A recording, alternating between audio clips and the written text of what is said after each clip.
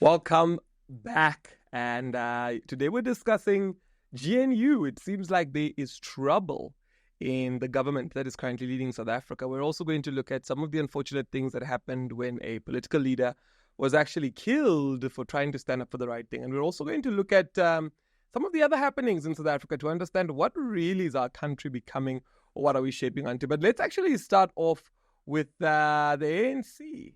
When the Alliance spoke here at plenary, they were quite militant about their views about some of these things. And that's what we want. We want people to sit in one room and say, we disagree with you on 1, 2, 3. This is our reading of the situation. We think these are the implications of the tactical move that you are making.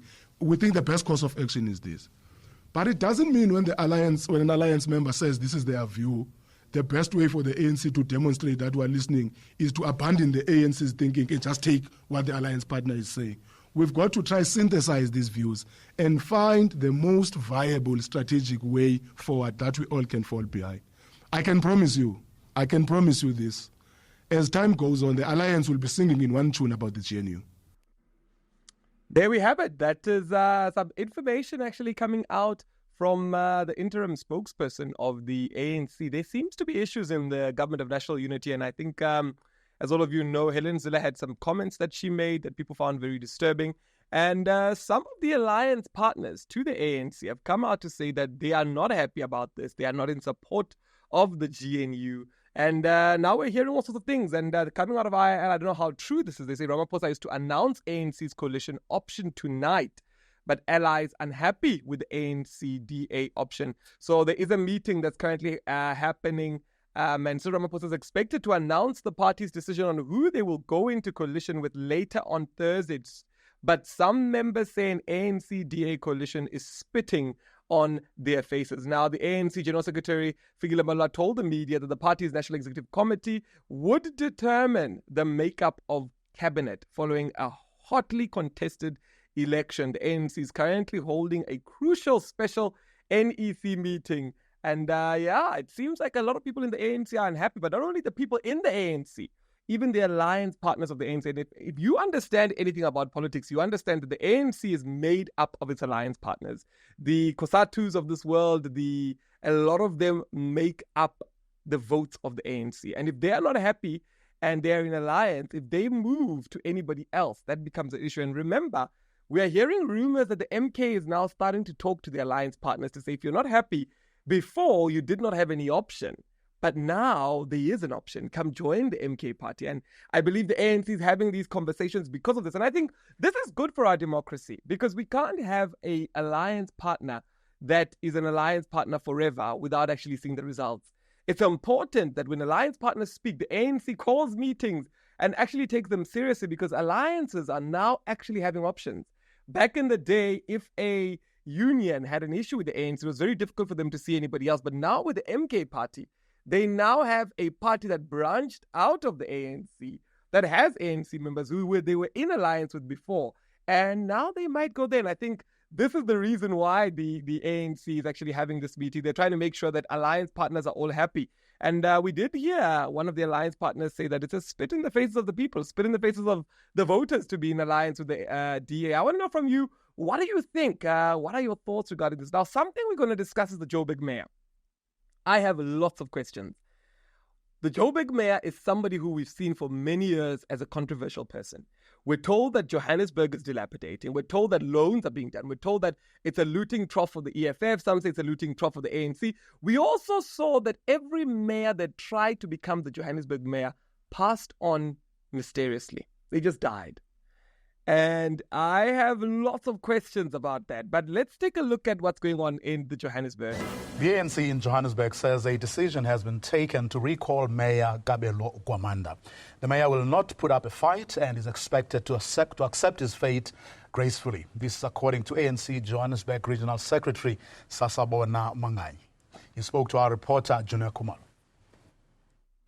When President Cyril Ramaphosa opened this meeting, the gathering of the ANC's National Executive Lekgotla yesterday, part of the things that he talked about was the need for changing basically the local government in South Africa. He said that there was a need to reform local governments, in particular metros, because that is where a lot of the support for the ANC was lost. And joining me right now is the ANC Greater Johannesburg Secretary, Sasabona Manganyi. Sir, thank you so much for joining us. A lot of questions have been asked about the Johannesburg mayor. What is going to happen in that situation? Has the ANC in Johannesburg spoken to the mayor? Are there going to be changes that are going to be happening shortly? No, thanks very much and greeting to your viewers. Yes, we did reflect on these issues. One of the key things that we have done was to say, how do we reconfigure the government of local unity? Of course, also in the context of the ANC framework on coalition, in the context of the GNU, and our engagement then, of course, went to different parties that we work with, because we already have a coalition in Johannesburg, and those engagements have then resolved that it makes sense that the ANC as the leading party must forward a candidate of a mayor. And that decision is there, it's final. The mayor and the party that the mayor comes from has been engaged, and there is an understanding that yes, the ANC will advise on when the mayor will resign so that we can have an extraordinary council where the new... So there we have it. Some very interesting stuff happening in the city of Johannesburg. Now, the city of Johannesburg is one of the biggest, if not the biggest economic hub in the continent. And to have a mayor of a small party and to see the way Johannesburg functioned, the way it's been functioning, I believe that we have lots of issues. And I actually stay quite close to the president of the country. And we have not had water in Johannesburg for a couple of days. And when the water comes back, it keeps going and it keeps going. So classic examples, things like water, which are basics when it comes to infrastructure and when it comes to running a municipality. It's a clear indication of what's going on. And if President Cyril Ramaphosa of the ANC started the ANC NEC Lekgotla by saying the first matter we need to deal with is local government. Reason being, because the ANC can already tell that if they received small amount of votes within the metros and they only got the big votes in the rural areas, they already understand that they will be losing each and every metro. That means your Johannesburg, your Durban, your Cape Town, your Tshwane, all the big metros are not going to be functioning with the ANC. They're going to be functioning with other political parties. And what that essentially means is that the ANC then becomes a party of the rurals. And we all know the ZANU-PF story of what happened with ZANU-PF. But yeah, here we're seeing it. City of Johannesburg is talking, and it continues as clock winds down on the mayor's time in office. And yeah, the talks are happening. The ANC is saying that they are going to do a GNU in the city of Johannesburg, and they're going to put an ANC mayor. And Action SA has come out to say that they will not be supporting that. But what we're seeing, and I think this is also quite important, is that we're actually seeing that politicians are beginning to realize that things are changing. And whereas in time past, where they would relax and not do anything, they are beginning to realize that the people are beginning to have options when it comes to voting. And that's why when it comes to things like running cities, even if they are not necessarily an override majority, they are thinking about what will people say when a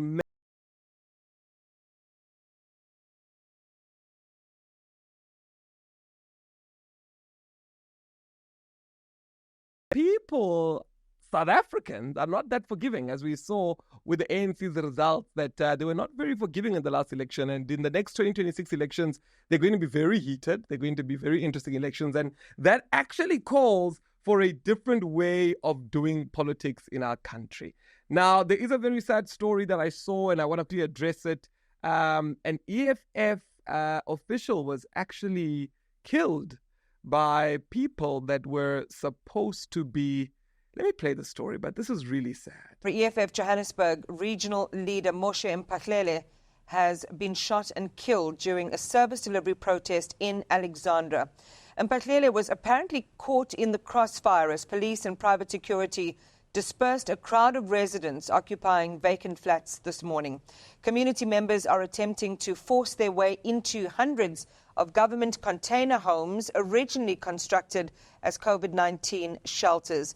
Newsroom Africa's Veronica Mkhwadi joins us now to share the very latest. Veronica, there are a number of things happening at the same time. We know the issue of evictions has been an ongoing and historic one, but matters turning deadly this morning and involving one of the EFF's senior leaders in the province. This is their Deputy Secretary and also a city councillor.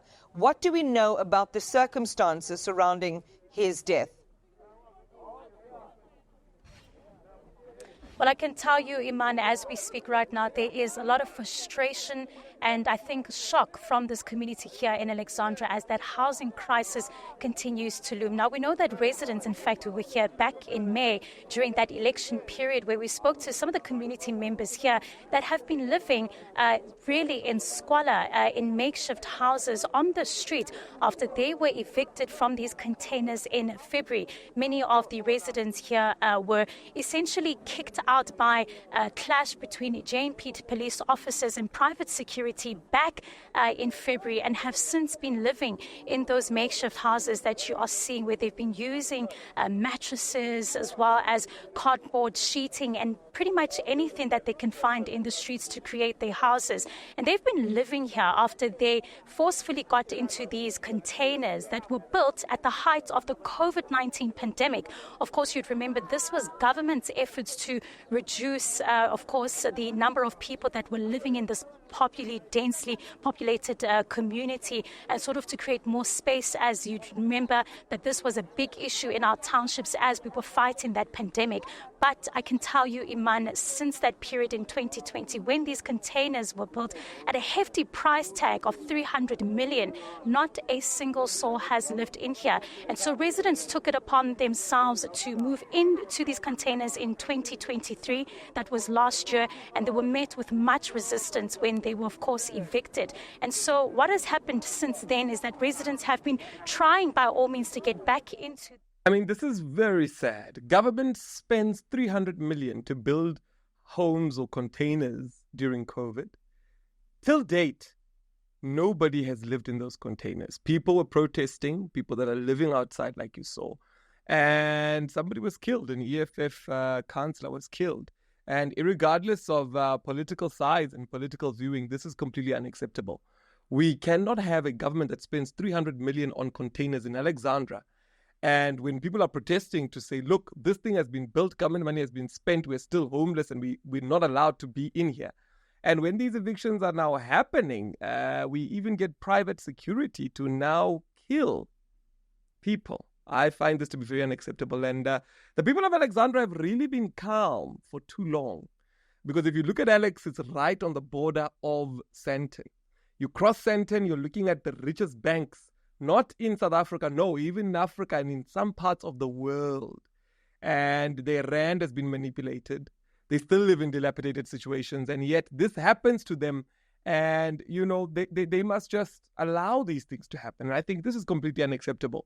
It is a time bomb situation. The way that poor people live in this country is a ticking time bomb situation. If Alexandra just had to wake up and cross the road and march over to Sandton, all of this would be over. And it's absolutely unacceptable when they use things like bullets that even kill political leaders to try and get this. We find this to be extremely unacceptable. We condemn this. Rest in peace to the EFF councillor that was shot and killed. We send our dearest condolences to them. And Mpho Dagada, he was the regional leader of the EFF in Johannesburg. We send our sincerest condolences to him and his family. And we strongly condemn this. And I want each and every one of you right now in the comment section, please leave a comment saying that justice for the people of Alexandra. Justice Alexandra. Justice for the people of Alexandra. Leave that hashtag, leave that comment. Let's make sure that this video trends as many people see it so that we can get the message out there to say it's completely unacceptable that 300 million gets spent to build things that are not even being used. And when people want to use them, they are now killed by private security in South Africa. And these are not people that are, it's not like they haven't written letters. It's not like they haven't asked to say, you built this for 300 million. Now we are homeless. Where do we stay? They're receiving no answers. And many years after, sending emails and trying to communicate, they are now trying to enter that place for shelter, and they are killed. I find this to be completely unacceptable and disgusting. So I want to ask you to say, leave in the comment section, justice for Alexandra. Let's ensure that this goes out viral, because what I'm realizing is that mainstream media is very quiet about this. This should be something that should not be happening in our country. Let's share this video with as many people as possible. Let's get the message out there. Justice for the people of Alexandra. This is completely unacceptable, and we can never allow this to happen in our country. For so many years, people must continue to suffer injustice as a government that just doesn't care. How do you spend 300 million building something? You leave it empty for all these years while people are looking for shelter. And when they try and occupy, you kill them. It's completely unacceptable. It's disgusting.